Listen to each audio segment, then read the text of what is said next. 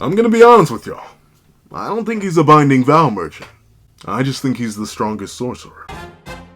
What's up, guys? I Love Hunter here, and here we are to do a breakdown / discussion on whether or not all of Roman Sukuna's binding vows make sense, have been explained, or good for the narrative, or bad for the narrative, whether he's a binding vow merchant, whether he's using them smartly, whether Geki's using them as plot armor, all the good stuff. I've been hearing a whole bunch of critiques for the king of curses binding vows. I've been a proprietor of some of those critiques, but I've been thinking on it, I've been rereading, so now we have to talk about it. So editing me!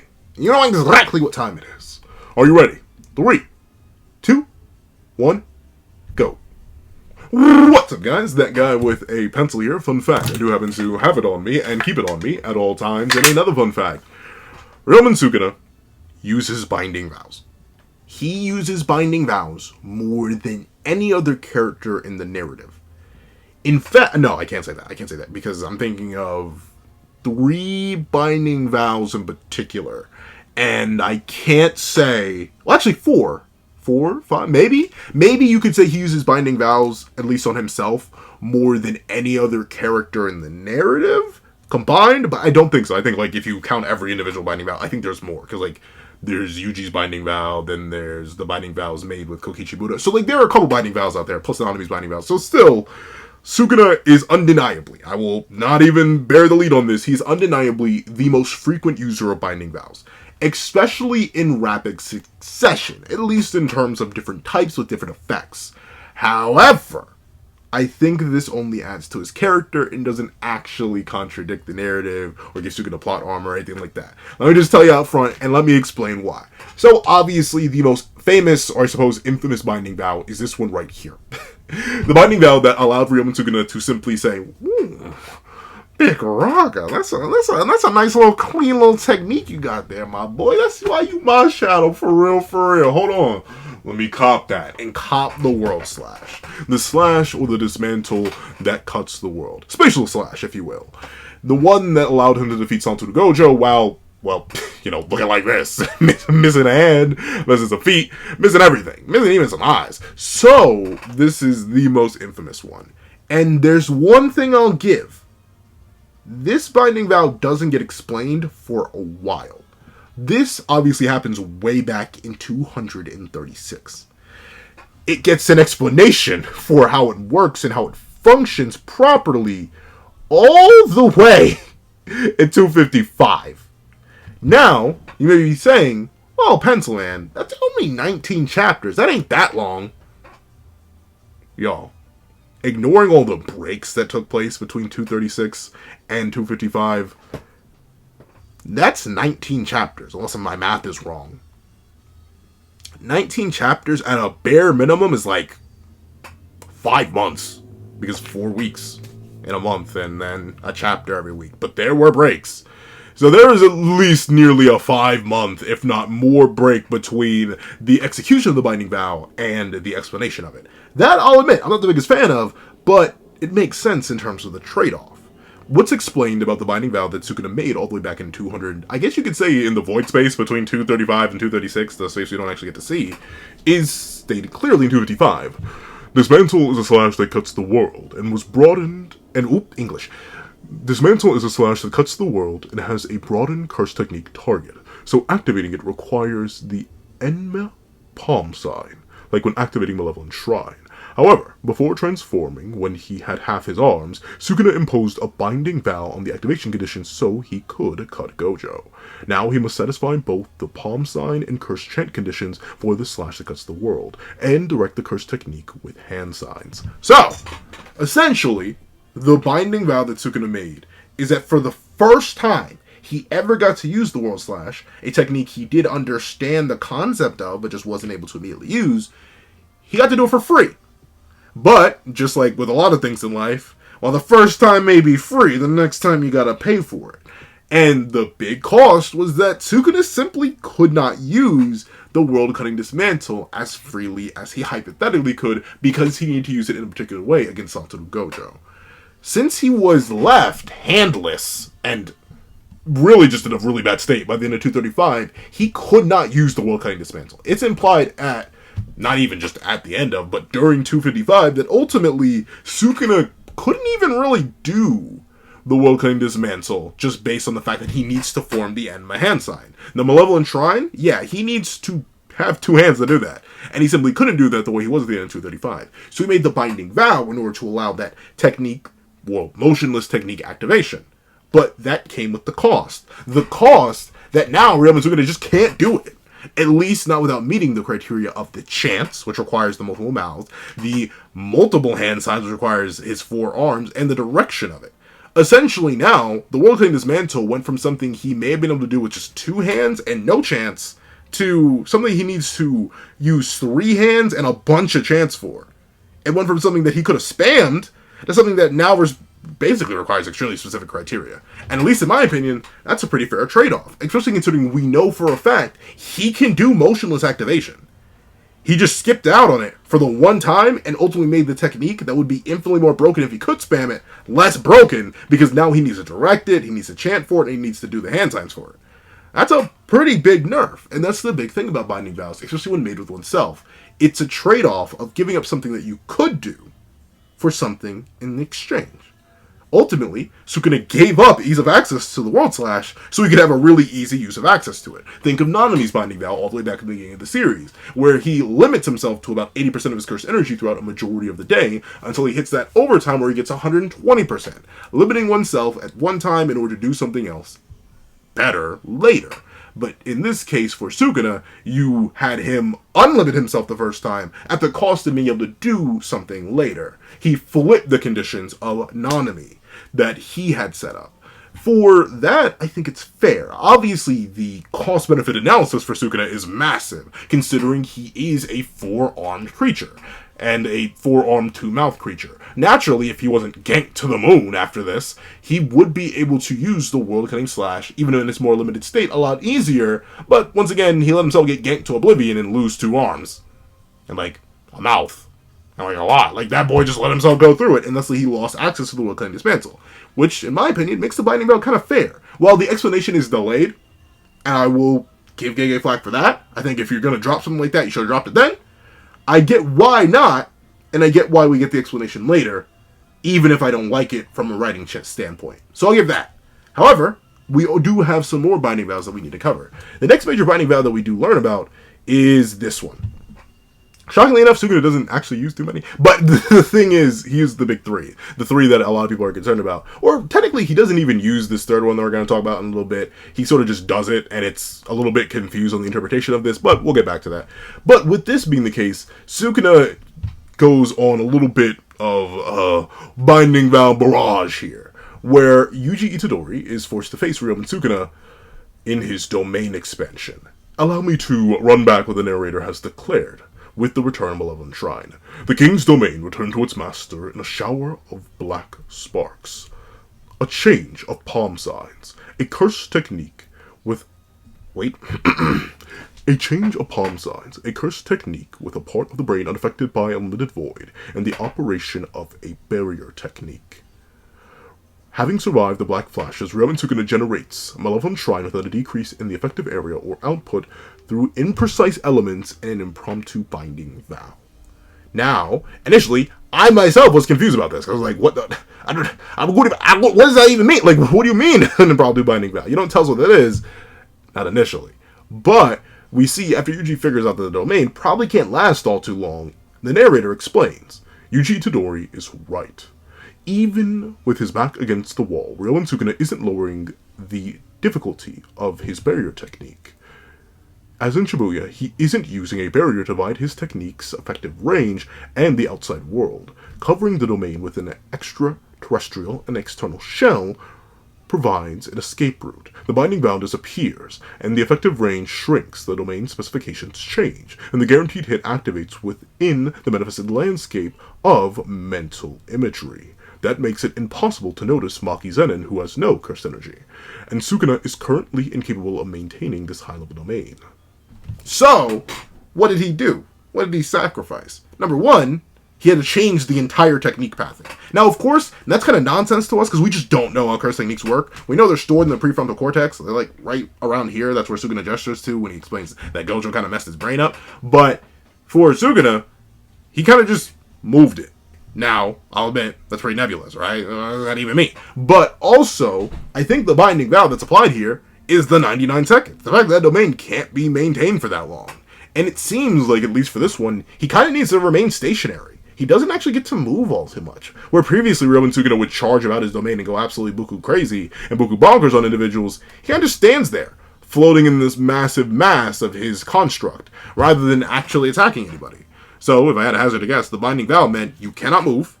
You need to hold the hand sign, which he does for the entirety of it. He does not undo the Unlimited Void hand sign. And also, it will only last for 99 seconds. Now, remember, it's confirmed in 262? I think 2. Where we learn that ultimately Ryomen Sukuna can cast Domain as much as he wants. He's that efficient. Even with only Yudo Kotsu levels of Curse Energy, that boy can just go, as long as he maintains the Curse Technique cooldown. Or at least doesn't force it. Since he can't without his RCT output being where it's at, and obviously just the dangers that comes with that. But, in spite of all that, he only had 99 seconds. Man is the most efficient character in the verse behind the one character with the 6 eyes, and even still, he could not hold that domain longer. I think that's part of the binding vow too. I'll admit, Gege could have done a better job of explaining that, but I do think that ultimately that's what Gege was implying. From the rerouted pathing, to the inability to move, to the necessity to hold the hand sign, and the 99-second time limit, all of that was to nerf the domain. The binding vow was once again a matter of exchange.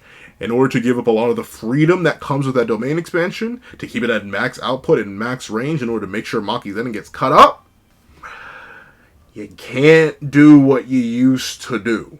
That's a pretty fair trade-off if you ask me. And unlike previously, it gets explained in the chapter where it happens. This is why I basically have no issues with this. I just didn't understand it at first.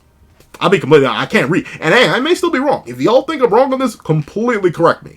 If Sukuna could move, didn't need to hold the hand sign, and maybe didn't need to hold it for 99 seconds, he could have held it for longer, let me know. I'm not the sharpest spoon in the kitchen shed, but that's my interpretation of it, and that's why I take no issue with this binding vow. It happens in this chapter, it gets explained in this chapter, and it's basically ineffective. I mean, not really, because we're going to get into the next binding vow, and the final one, at least so far, the Flame Arrow. The burning blaze of the King of Curses. Allow me to do one more little section of reading for y'all. Narrator voice, it's time. Opening the doors of the divine flame first requires doing dismantle and then cleave.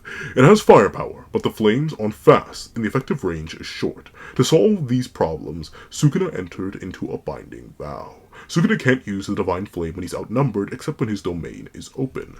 Due to this binding vow, he can expand the curse technique target of Malevolent Shrine, and all pulverized substances gain explosive cursed energy. Furthermore, Sukuna temporarily altered the barrier's specifications, controlled its access to everything except living things, and created a seal within the effective range without lowering Malevolent Shrine's output. The particles that have become thermobaric explosives to scatter to every corner of his domain. The heat from the divine flame causes detonation, instantaneous high temperatures, shock waves, decompression, and intense pressurization, which in turn slaughter all living things within the domain. In Shibuya, Ryomen Sukuna used this ultimate secret technique to defeat Maharaga in one blow. So, note something here. He didn't make this binding vow in this chapter. He made that forever ago. He most likely, just based on the fact that we don't see him use the Flame Arrow anytime before this, or at least before the moment in Shibuya, he made this binding vow like 1,000 years in the past to compensate for the innate weaknesses of his technique. And he doesn't really gain anything. To be fair, he gained something massive. For being unable to use it on multiple people outside the domain, he gets to use it on multiple people inside the domain. Once again, a fair trade-off. Limiting yourself from doing one thing at one time in order to allow yourself to do something at another time. That's just how binding vows work. And that's the big thing about Sukuna. All of his binding vows fall under that criteria. You give up something in order to get something. Sukuna gave up availability to a technique in order to use a technique for free. Sukuna gave up the ability to activate the Flame Arrow in terms of other people at other times outside the domain in order to get the activation of it massive and perfect inside the domain. And of course, Ryomen Sukuna managed to summon his domain back in a shower of black sparks by sacrificing all the freedom that typically comes with the domain and its amplifications. all of that is a fair trade-off. So, in my opinion, Sukuna isn't necessarily being saved by plot armor. He's just using a big old brain and using what all sorcerers have access to, which is the Binding Vow mechanic. And ultimately, that's what makes it fine to me. All of this makes sense with how it's explained. The only issue I have is the 236 one, and even then that's a minor issue because we have an explanation for it now. The only reason I'm a little bit annoyed with it is because it took so long. People were theorizing for months on how Sukuna was able to do that. Especially considering the World Cutting Slash kept getting changed, or at least seemed to appear and then maybe didn't appear, and then we had debates on whether or not strong dismantles were being used, which were full chant dismantles, or World Slashes. There was a time where I thought Maki dodged the World Slash, but now I'm pretty sure it was just a strong dismantle. Same thing with Yuta, I thought he got hit by World Slash, but he just got hit by a strong dismantle, because we didn't have the clarification on how that technique even worked. That's a little fishy. But now that we have the explanation, and every other binding vow that Sukuna's undertaken either happened over 1,000 years ago in the case of the Flame Arrow one, or is explained in the very same chapter it happens for the Domain one, I think it's fine. And honestly, the final piece in the coffin is that ultimately binding vows are something that works well for Sukuna because he has so much to lose and to gain. A lot of other characters don't use binding vows to the same depth as Sukuna, one, because they probably just don't understand the system as well as he does, and two, because they just don't have much to give. Yuji Todori is one character who could hypothetically start spamming binding vows. I just don't think he gets the system mechanic all too well. Yuta Kotsu is another character who could hypothetically start spamming binding vows, but once again, I just don't think he gets the system all too well. But someone like Ryomen Sukuna, who's been heavily steeped in the system for a long time now, of course would understand how to use the system very, very well. I think all his binding values does is feed into his mastery of Jujutsu and his battle IQ, and every bit of understanding that he has of the system. It only does more for the character, it doesn't necessarily take it away or reduce him to a plot armor machine. Because everything gets explained eventually, or within the very same chapter. So I think it works. And the big final thing that I have to give credit for, binding vows only are meant to have negative effects on you if you break them, for one, which Sukuna literally can't do for some of them. Like, I don't think he can break any of the binding vows he set up for himself at the cost of losing the power, because remember what's explained all the way back in chapter 79. When Mahito is about to break a binding vow by turning Mekamaru into a caterpillar, or Kokishimura into a caterpillar, ultimately, Kenjaku's like, hey, Mahito, a binding vow made with another person is a whole different beast than a binding vow imposed on oneself. One of the differences is the penalty is unknown. When breaking a binding vow with oneself, the worst that can happen is losing what was gained. We can't take that risk. If we break the binding vow now, who knows when and what sort of retribution might come our way. So that's the thing. Sukuna hasn't made a binding vow with anybody but himself. So the only thing he stands to lose is access to the technique. And out of the 3 binding vows he's made, he kind of can't do anything without them, with the case of 2 of them. The only one you could argue he may be able to break if he kind of wants to is maybe this one, because it's still just a teeny tiny bit vague on whether or not he actually can't move, and whether the 99-second time limit is now just the new thing until he fully heals or something like that. But still, that's the only one he could maybe break, but if he does, maybe the domain immediately shatters. That's why we probably don't see him move until he goes to activate the fire arrow at the closing of the domain and the closing of the 99 seconds. It's very likely that if he were to attempt to use the fire arrow outside the domain and try to hit multiple people with it, it would still just be a short range and slow attack, because he would lose the power that was gained. And he kind of can't break the first one he made, because once again, he limited the technique permanently in exchange for that first use. He can never do World Cutting Slash without motion again. He now needs to do it like that every single time. Now, of course, if he randomly breaks his binding vow and next chapter he ends up doing the World Cutting Slash with no hand signs, no Enmaten, and just with one hand or 2 hands, yeah, then of course, then we can start talking about bad writing and binding vow nonsense. But, until that happens, I think it's fine. And just makes him all the better a character, and just all the more knowledgeable a sorcerer. It just makes Sukuna even stronger, and really doubles down his position as the strongest sorcerer in history. One who knows the system so well that he can use it to his advantage based on all he has to lose and all he has to gain. But that's what I think. Please, what you guys think in the comment section down below. Do you think, regardless of how I explain everything and how Gege tries to explain everything, do you think it's still whack? Do you think he's still too much of a binding vow merchant? Do you wish other characters start using binding vows more? Especially characters like Yuta Kotsu or Yuji Todori who could give up massive amounts in order to hypothetically gain massive amounts? Do you want to see maybe other characters start pulling things out? You know, Toto already started using binding vows. Do you want to see other characters do it more? Or do you want binding vows to simply disappear as a mechanic at all. Just completely wipe it from the series. Please let me know all that and more in the comment section down below. I'd like to thank you so much for watching. If you made it all the way to the end of this video, please leave the Bound King. The Bound, as in like BOUWND, King in the comment section down below. I'd like to thank you so much for watching. Please remember to leave a like, share, comment, and subscribe. And make sure that notification bell so you don't miss out on any videos that come to the channel. Also, I do have to have a Patreon down below where you can support me for as low as $1, get $1, things like exclusive videos, early content, and more. You also now become a member of the channel for as low as $3 a month to get the same perks and more. So those perks will include the live reaction to the very next chapter of Jujutsu Kaisen, and variations of all my videos, and if you come into a $100 Patreon, or a $25 member, you can order whatever video you want. Also, I do have a link to my Ko-Fi in the description down below. You can drop 5 beans for a short video, 25 beans for a long video, or any support at all is always greatly appreciated. Now, I'd like to thank you. Why do I do that? I'd like to thank you guys so much for watching, and I hope you guys have a wonderful day. This is Dago the Pencil, writing off.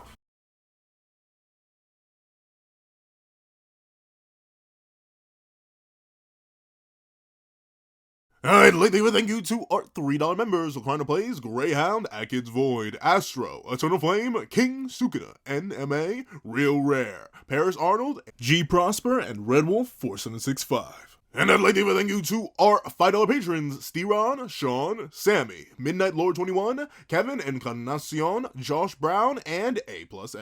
And I'd like to give a thank you to our $7 patrons, Autumn Mornings Lazo and Fine. And I'd like to give a thank you to our $10 members, Robbie Uchiha and Jay Warrior. And I'd like to give another thank you to our $10 patrons, Panda Goat, Metal Solid Crisis, Joaquin Munoz, along with iDemokami. And I'd like to give a final gargantuan thank you to our $25 patron, Calvin Elder.